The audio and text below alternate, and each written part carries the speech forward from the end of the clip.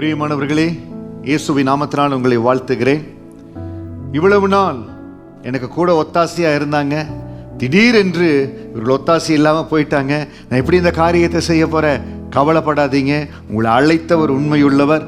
அவர் உங்களோடு இந்த காரியங்களை செய்வார். சங்கீதம் 138 8வது வசனத்தின்படி, கர்த்தர் எனக்காக யாவையும் செய்து முடிப்பார். கர்த்தாவே, உமது கிருபை என்றும் உள்ளது. உமது கரத்தின் கிரியைகளை நெகிழ விடாதிருப்பீராக.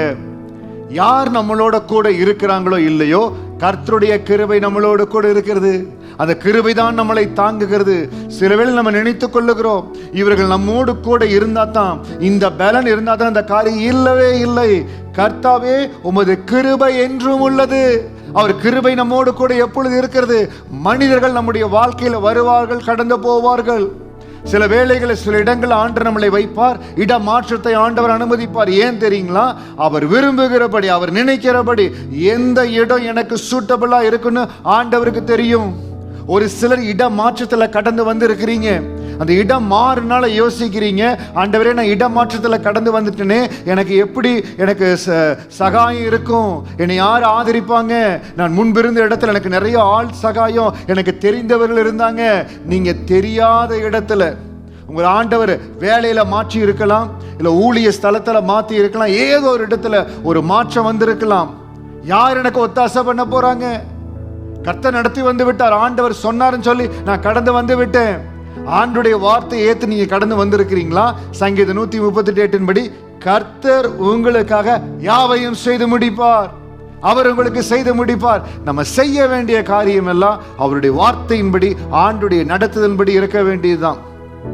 ஈசாக்கினுடைய நாட்கள்ல பஞ்சம் வருகிறது.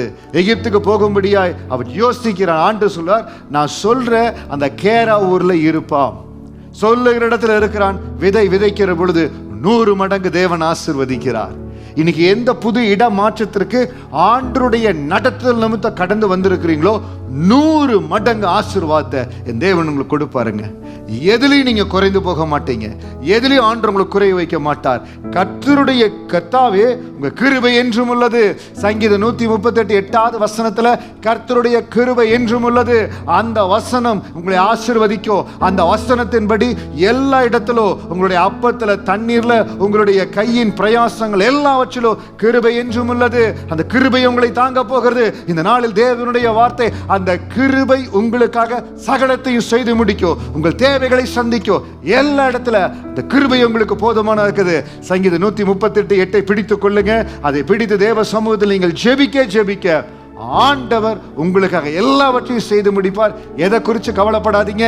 என்ன செங்கடலா இருந்தாலும், என்ன யோர்தானா இருந்தாலும், நீங்கள் போக போக அது தடைகள் மாறி உங்களுக்கு வழியை கொடுக்கும். உங்களை மேலான நிலைகளுக்கு ஆண்டவர் உயர்த்துவார், உங்களை பலப்படுத்துவார். God bless you.